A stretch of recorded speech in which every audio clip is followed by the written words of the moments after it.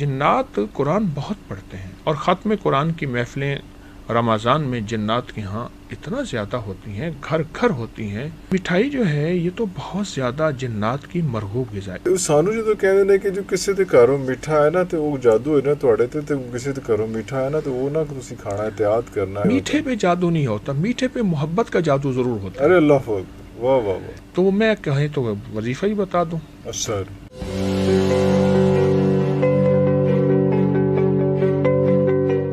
جنات کے ہاں ختم قرآن کی جو میں نے ان لوگوں سے سنا جن کے ساتھ جنات کے رابطے ہیں، جنات کے واسطے ہیں، جو جنات سے باتیں کرتے ہیں، جن کو جنات نظر آتے ہیں، جن کو جو جنات کی محفلوں میں جاتے ہیں، میں نے ان لوگوں سے سنا۔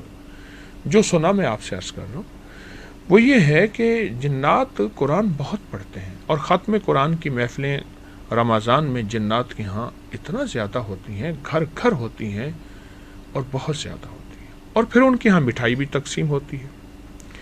میں صحراؤں میں جاتا ہوں تو وہاں ایک واقعہ ہوا۔ ہمارے ہاں ایک بہت پرانے شکاری تھے رحیم یار خان کے، وہ میرے ساتھ تھے۔ تو میں شکاروں تو میں نہیں جاتا، میں تو جاتا ہوں روحانی محفلوں کے لیے۔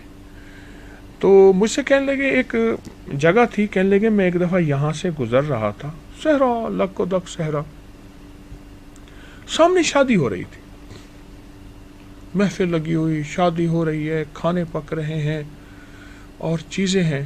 کہا میں نے دیکھا نا شادی ہے، تو میرا اونٹ ڈرنے لگا، کیونکہ بے زبانوں کو جنات نظر آتے ہیں، عذاب قبر بھی نظر آتا ہے، رحمت اترتی بھی نظر آتی ہے، لعنت اور وبال اور بلائیں اور مصیبتیں یہ سب نظر آتے ہیں، سب نظر آتے ہیں۔ ارے اللہ۔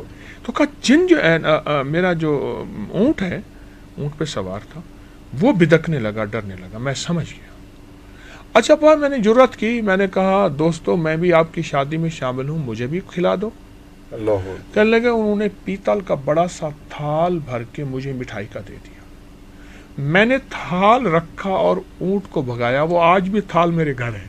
ارے اللہ اکبر، اچھا، واہ واہ واہ واہ۔ مجھ سے کہنے لگے، میں ڈر کے مارے اونٹ کو بھگایا اور وہ آج بھی تھال میرے گھر ہے۔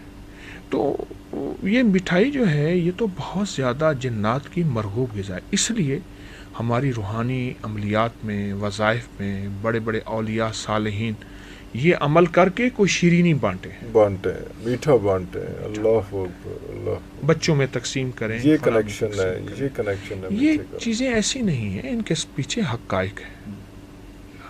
تے سانو جو کہندے نے کہ جو کسی دے گھروں میٹھا ہے نا تے وہ جادو ہے نا تواڈے تے کسی دے گھروں میٹھا ہے نا تو وہ نہ تسی کھانا احتیاط کرنا ہے۔ بھی تو ایک رولا چل رہا ہے نا۔ یہ اس کی ایک بات یہ ہے، جادو نہیں ہوتا، جادو نہیں، میٹھے پہ جادو نہیں ہوتا، میٹھے پہ محبت کا جادو ضرور ہوتا ہے۔ ارے اللہ اکبر، واہ واہ واہ، سبحان اللہ۔ آپ نے کسی کو اپنا دوست بنانا ہے، کوئی آپ سے ناراض ہے، کوئی آپ کو سمجھتے ہیں کہ وہ آپ اس کو اپنا محبوب بنانا چاہتے ہیں، اور آپ چاہتے ہیں کہ نفرت ختم ہو جائے، محبت ہو، میاں بیوی کی محبت ہو، ماں بیٹی کی محبت ہو، بہن بھائی کی محبت ہو، تو میں کہیں تو وظیفہ ہی بتا دوں۔ آپ مٹھائی سامنے رکھیں، کوئی بھی میٹھی چیز ہو، وَأَلْقَيْتُ عَلَيْكَ مَحَبَّةً مِّنِّي، اس کو سامنے رکھ کے 12 تسبیحاں پڑھیں، 12 تسبیح، وَأَلْقَيْتُ 1200 ٹائمز، جی، اول آخر 12 دفعہ درود پاک۔ سخت تصور کریں میاں بیوی کی محبت ہے، بہن بھائی کی محبت ہے، اولاد نافرمان ہے، ماں باپ سے محبت نہیں کرتی، بے ادبی بے قدری کرتی ہے، اور آپ سمجھتے ہیں کہ نند، ساس، سسر گھر میں جو اکثر الجھاؤ ہوتے ہیں، تو اس کے لیے میٹھی چیز پہ یہ وَأَلْقَيْتُ عَلَيْكَ مَحَبَّةً مِّنِّي یہ قرآن پاک کی آیت ہے، اس کو 12 دن، 21 دن یا 40 دن اللہ مٹھائی پہ پڑھیں، چینی پہ پڑھیں، کوئی میٹھی چیز ہو، اور اس کے بعد اس کو کھلا دیں، اس کے بہت نتائج ہیں۔ اچھا آپ نہیں کھلا سکتے وہ میٹھا، آپ خود اس کی نیت کر کے کھا لیں۔ اچھا یہ آپشن بھی ہے، ضروری نہیں کہ اس کو کھلا دیں، آپ خود بھی کھا لیں، تو وہ اتنی ہی چاہت اور اتنی محبت، اس کا تصور جتنا سخت رکھا جائے گا۔ میں نے تو اس وظیفے سے بڑی بڑی طلاقیں بچوائی ہیں، طلاقوں تک نوبت، حتیٰ کہ پہلی طلاق دے دی اور کچہریوں تک نوٹس آ گئے، فلاں ہو گیا۔ میں نے کہا یہ کریں آپ، اور کرنے والا جتنا سخت تصور اور توجہ سے کرے گا، درد سے کرے گا، اتنا جا کے اس کے دل پہ چوٹ لگے گی۔ ارے اللہ اللہ۔ اچھا ایک کالر بھی ہے ہمارے پاس. جی السلام علیکم. وعلیکم السلام. جی آپ کون ہیں, کہاں سے بات کر رہی ہیں؟ جی میں فرا بات کر رہی ہوں لاہور سے. جی فرا اپنا سوال بتائیے گا, حضرت جی ہمارے ساتھ ہیں. جی حضرت جی السلام علیکم. وعلیکم السلام. حضرت جی میں نا 10 سال سے اپنی سے منسلک ہوں. الحمدللہ میں نے آپ کے بتائے ہوئے وظائف سے بہت کچھ پایا ہے. جی ربنا حب لنا میں نے دعا نماز میں پڑھتی ہوں, اور خاص طور سے ربنا انزل علینا کی وجہ سے میں 2018 میں نا اللہ کا گھر بھی دیکھ کے آئی, اور 625 دفعہ جو بسملہ کا نقشہ ہے وہ بھی میرے پاس ہے. حضرت جی آپ کی دعاؤں سے میں نے بہت کچھ پایا. اب میرا مسئلہ یہ ہے کہ میں ایسا دراز سے نہ ذاتی گھر کی خواہش دل میں رکھتی ہوں. میرے پاس اپنا گھر نہیں ہے, تو اس کے لیے پلیز دعا کر دیں, کوئی مجھے بتا دیں کہ وضو کی دعا, وضو کی دعا آپ کو آتی ہے اور آپ کا اپنا گھر نہیں ہے, کیسی بات ہے؟ میں وضو کی دعا بھی تقریباً ایسا 16 سال سے پڑھ رہی ہوں. نہیں پڑھ رہے, آپ چکھ رہی ہیں. پڑھنے اور چکھنے میں فرق ہے. اللہ اکبر. پڑھنے والا تو دیوانہ ہوتا ہے.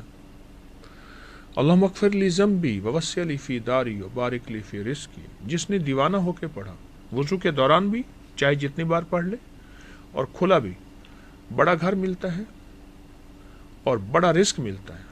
کیونکہ بڑا گھر ہوگا, رزق تھوڑا ہوگا تو گھر کیسے چلے گا؟ اللہ نے بڑے گھر کے ساتھ بڑے رزق کو چلا دی. اب سنیں ذرا وضو کی دعا میں, اللہم اغفر لی ذنبی, معاف کر دے مولا ان گناہوں کو جن کی وجہ سے میری دعائیں قبول نہیں ہوتی. پہلے ایکسکیوز می, ٹھیک ہے, معذرت.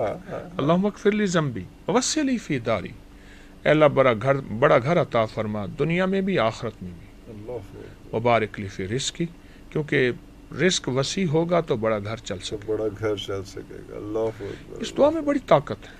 وضو کی دعا, یہ وضو کے دوران پڑھنی, وضو کے دوران جب وضو شروع کریں, میں جو شخص وضو سے پہلے بسم اللہ والحمدللہ پڑھے گا, جب تک باوضو رہے گا, فرشتے اس کے ثواب بے بہا لکھتے جائیں گے. بسم اللہ والحمدللہ. ایک تو وضو کی دعا ہے اور بہت طاقتور دعا ہے. شروع میں بسم اللہ والحمدللہ, اس کے بعد وضو کے دوران یہ دعا دل ہی دل میں پڑھتے رہیں, مسلسل پڑھتے. اگر آپ بیت الخلاء میں ہیں, ٹوائلٹ میں ہیں, تو دل ہی دل میں پڑھتے رہیں.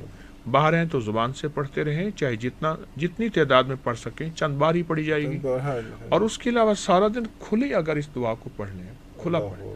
اس دعا میں 3 چیزیں ہیں. تقویٰ, جو ولایت کا تاجدار بننا چاہتا ہے, کسی تنہائیوں کے عیب کو چھوڑنا چاہتا ہے, اور کہتا ہے کہ اللہ جس طرح میرا کفن سفید ہو اس طرح میرا دل بھی پاک پاکیزہ تیری بارگاہ میں حاضر ہوں. یا یہ ہے کہ میں اے اللہ نیک بننا چاہتا ہوں, وہ اللہم اغفر لی ذنبی ووسع لی فی داری, اے اللہ میرا گھر وسیع دے, تیرے خزانے میں کون سی کمی ہے؟